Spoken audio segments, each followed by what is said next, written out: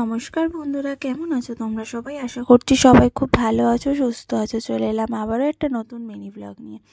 এই ব্লগটা ছিল গত 30শে জানুয়ারির একটি ছোট্ট সারপ্রাইজ ব্লগ।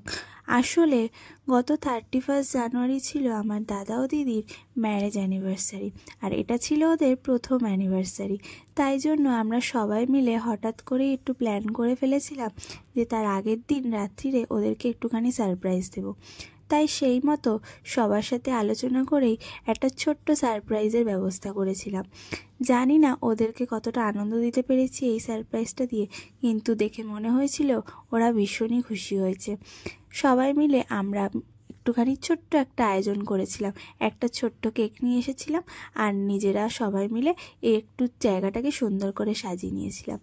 ব্যাস, এর মধ্যে দিয়ে সুন্দর করে কাটিয়ে দিয়েছিলাম দিনটা। আর তারপরে তো সবাই মিলে জমিয়ে খাওয়া দাওয়াও করেছিলাম। বেশ ভালোই কেটেছিল দিনটা।